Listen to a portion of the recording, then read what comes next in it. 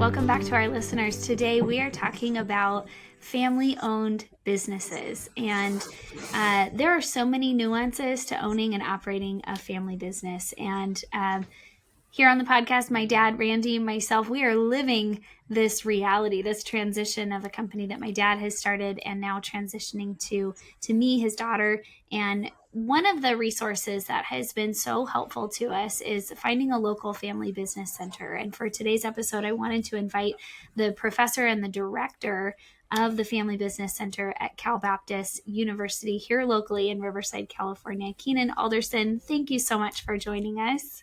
Oh, my pleasure, Laura. Thank you very much.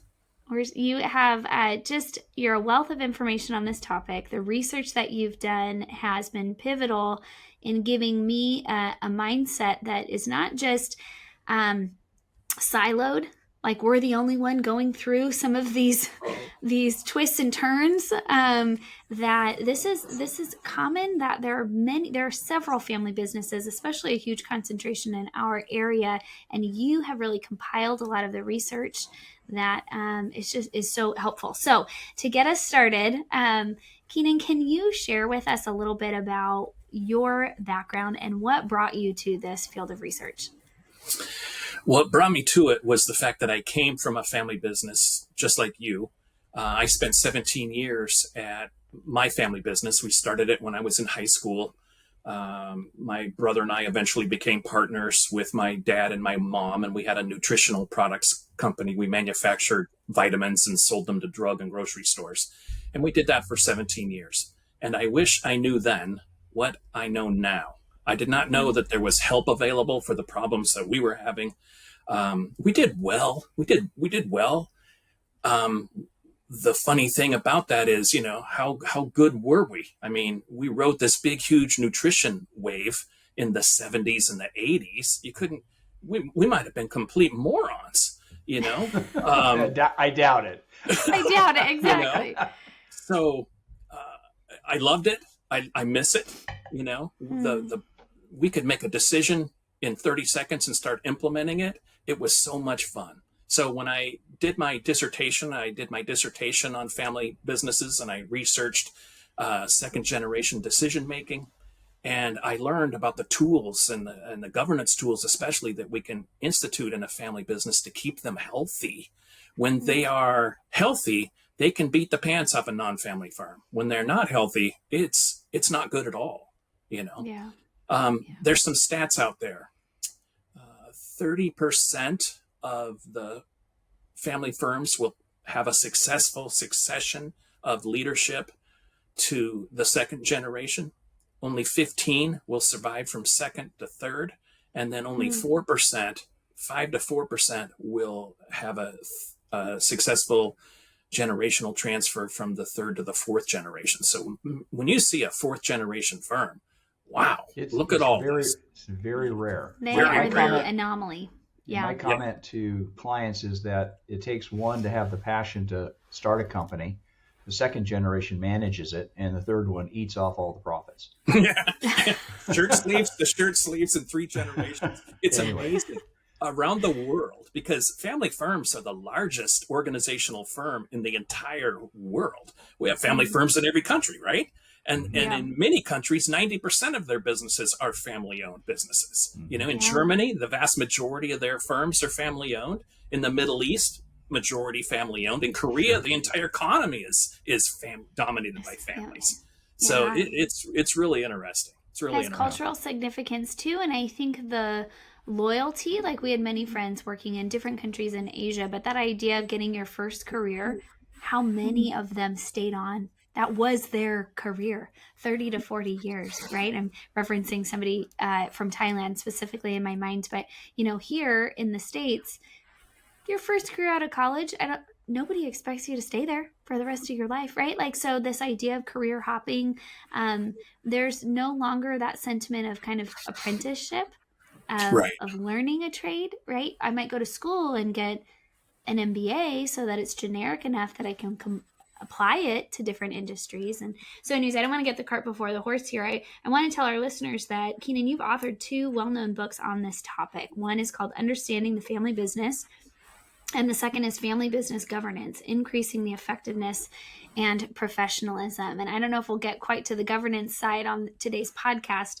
but we'll record another one if we need to. But Okay. I want to start off with summarizing the businesses that you've come in contact with, the students that you're speaking to at the university. What are common areas of opportunities as well as challenges when it comes to family-owned business? Great question. Many family firms, it's a missed opportunity. It's a missed opportunity. The research shows that the American consumer would rather do business with a family-owned business than with a huge corporate conglomerate. The trust is off the charts. They would trust a family firm where they can go and have the knowledge that when they buy something and there's an issue with it, that they can go talk to someone who cares about that business and will take care of the situation rather than be some part of a huge bureaucracy. So the trust is just off the charts for family firms in the community. They also will pay more to do business with a family firm. So there's this massive opportunity that many family firms don't advertise the fact that they are family owned. And in actuality, they should. They're embarrassed about being called a mom and pop, which I disagree with that term. Mom and pop means unprofessional and small. Family firms can get quite large, I mean, massively large, billions and billions of dollars. Fortune 500 firms that are family controlled. You mentioned earlier, but I mean, like how many families, I don't know if there's stats out there, I'm sure you can get to those, but how many businesses that are in, let's say, maybe Fortune 1000 or whatever, are family based, I mean, they started and they've stayed within that structure. Yeah. 1/3 are family controlled. They went public. They're not 100% owned by the family. The family dominates them and controls with the majority of the shares. But so we call that family controlled versus family owned. And a third, it's been done twice. The S&P 500 is 1/3 controlled by families, and the Fortune 500, again, they duplicated it 1/3 exactly. Wow. Yeah. Interesting. That's great. Wow. So, okay, we all know that family dynamics are hard, and then you choose to work together. And so while there's, right, like while there's a lot of opportunity out there, there are some challenges, and they are unique to a family business. So. And what's really sad is that most family firms, if you were to ask them, they would say, "Oh, we don't have any problems. We're doing well. We didn't at my company. Lying. We did not. We had blinders on our eyes, and we thought we were doing great." Well, some things happen, and then the business goes out of business because of those things. So there's things we need to be aware of. By far, the number one problematic issue, and it's the number one thing of why family firms go bankrupt. When they do go bankrupt, this is the reason why: a failed succession or the failure to even plan a succession. I can't agree with you more. It is so critically important that you plan. And most people live day to day, month to month, year to year, and they don't see beyond that. They don't make plans for that. If they're the entrepreneur, they're generation one, they're focused so much on growing this business from the ground up. Yes. Like how few of people take a moment and say, well, what's really the end goal, right? Because that's going to dictate how we structure in a variety of different ways. But I feel like that's so rare. It is. About 80% of family firms, and you can say small business as well, they really aren't great at strategic planning. No. They fail to do that, Now, our life cycle is sped up so quickly that I remember when I went to school, my gosh, we literally wrote a 20-year plan, and then it turned into a 10-year plan. Right. And then it turned into a 5-year plan. Now, a 6-month plan, my gosh, it's outmoded by the time the ink is dry. Oh, right. Sure. Yeah. so things change so quickly. Right. Yeah. Wow. But we need to have a direction of where are we going? How are we going to get there? And here's the opportunities that we think we should go after. And here's how we're going to do that. So, yeah, by far, succession is the biggest problem. Here's a common a common thing that happens, and it will actually drive a company into bankruptcy. Let's see, oftentimes the industry's male dominated, right? Most of the family business CEOs are males, and it's either grandpa, Yeah. it's either grandpa or it's dad, right? And all of a sudden, let's just say dad has a heart attack, and there's no succession plan. The kids know the business, maybe they work a little bit in it, and all of a sudden, mom calls up the kids and says, "I need you to come back and run the company. Dad's in the hospital." That is an emergency that's terrible. And I've been And involved in a couple of those. And yeah, I can tell you the first of all, in the middle of college in my career path, my dad had a heart attack, and I left college and came home. It was a ranch in South Dakota, hmm but it changed my perspective from that point on. And the expectations of me were to run the ranch. I did not have the skill sets. I thought I did, but I did not have the skill sets or the knowledge to make the decisions. So there was always that conflict. And dad was so ill for 2.5 years before he finally passed away. He could not, and I couldn't translate all the details. I mean, some of the mechanics were easy for me because I grew up in it, but the overall management of it was clearly not, it was not written down. It was clearly wasn't set in a point where I could understand what right, was going on. right, Right. Yep. right. There wasn't a plan for you to immediately come in Right. and take over because it wasn't a plan for him to get ill, Correct. right? Yeah. Yeah. So if a young person gets this terrible call, they don't know oftentimes the suppliers. They sometimes don't know the customers. The customers will take that as an opportunity to go, bring in another supplier that has been calling on for 20 years and they were loyal to dad, Right. right? Right. The banker, they don't know the banker, which is probably the worst thing of all, because if you have a loan out and they don't feel comfortable with the next generation, they're going to call in the loan. And that's bet how they you are. go bankrupt. You have a cash flow Yeah. crisis because some of your customers leave. Then you have a cash Wow. flow crisis because the bank pulls in the line of credit. And now you have a major emergency on top of dad's illness. So For that's sure. how you go bankrupt in a family business. Yeah. Most of the times. So Yeah. anyway, so succession by far is the most important. Communication. Oftentimes families don't communicate really well. I remember my family, we had a series of grunts. One grunt med, "Do you want to go to breakfast?" Another grunt med, you want to go to lunch. That's so funny. You know, I That's so love funny. that. Grunt one, grunt two. abbreviated. I thought you were form. talking about the people doing the work. We had a couple of grunts. No, you're talking about expressions. Yeah, just abbreviated, and then Robot. you don't Yeah, share in-depth. some things. You You've want got your this. coffee black? Yeah. Yeah. Yeah. Oftentimes you've got an authoritarian leader who, my way or the highway, right? Right. So they tend not to communicate. Why did you make this decision? Like, well, because it's, I started this company, it's mine. Therefore, I'm right. I don't need to tell you why, Right. And so there's that. That leads into sometimes ineffective decision making. And so we've created tools to help that. And then conflict. No one wants to admit they have conflict, but there's I mean, in there's your good- book, I mean, did you deal with resolution of conflict? Because I would think that Yes. would be a big deal. huge. Yeah. That would be Huge. a big deal. Inter-sibling rivalry is the worst. That's the Oh, yeah. worst. The there is conflict between, say, dad and son or daughter and mom, something like that. There is conflict, right? But the worst destructive form of conflict is this inter-sibling rivalry. Your brother did something when you were 7 years old and you still hanging on to it.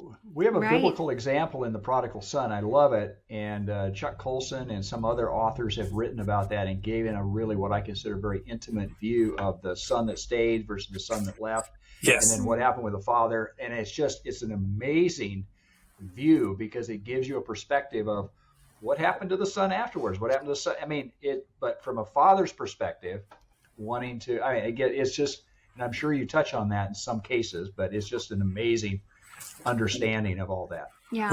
Right. So conflict is a problem, and it leads to poor decision making, and it leads to poor communication. So there's some challenges to overcome. a family firm, they have the same challenges and problems that any other firm has, right? They have to worry about the economy, they have to worry about employees, they have to worry about the competition. But then you add in the family dynamic, as you mentioned, Laura, and it just becomes really, really complex. The complexity of like, well, I remember when I was 5 years old, blah, blah.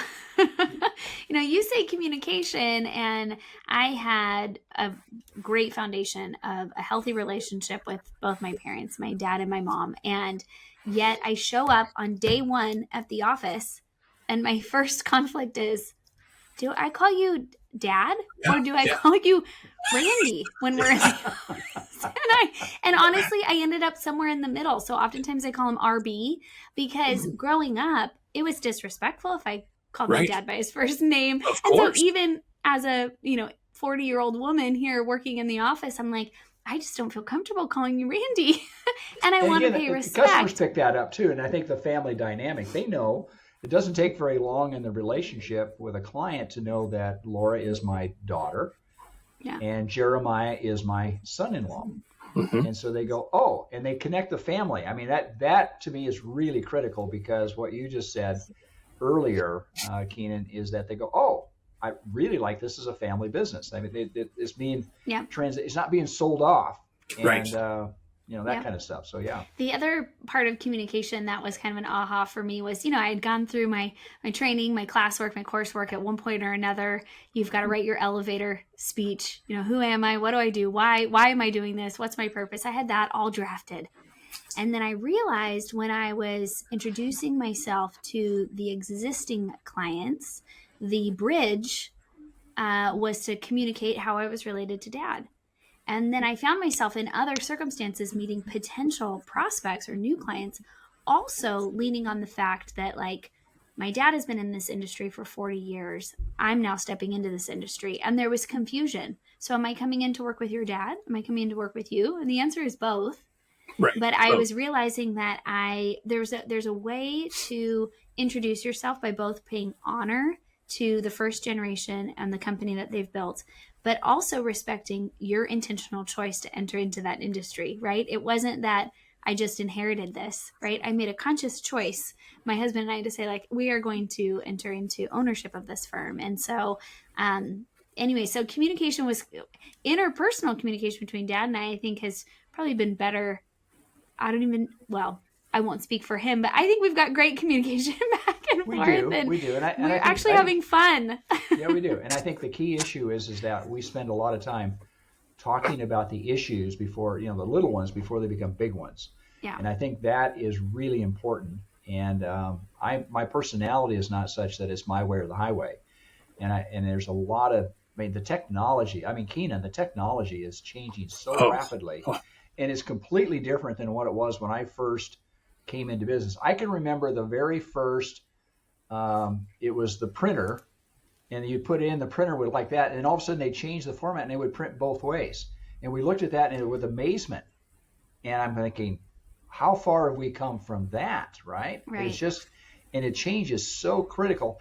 And for somebody like me, I don't like change. Let's just just stay with this for a while. But no, you can't do it. So it's nice having younger and dynamic relationships, so they embrace all that and they come alongside you. Don't make you really feel stupid, but say, Dad, you need to figure out how to do this. Yeah. And I can tap them on the shoulders. But Keanon, I'm sure in every company, the people that have been there for, let's say, 30, 40 years, the change is just so abrupt, and it's just like, how do you keep up with it, right? Right. Yeah, and the older generations, very commonly tend not to like change. Right. Yeah. And sometimes don't see the need, but that's why the next gen is so vitally important. Yeah, sure, and I think to partner the technology with the way that we can work more efficiently.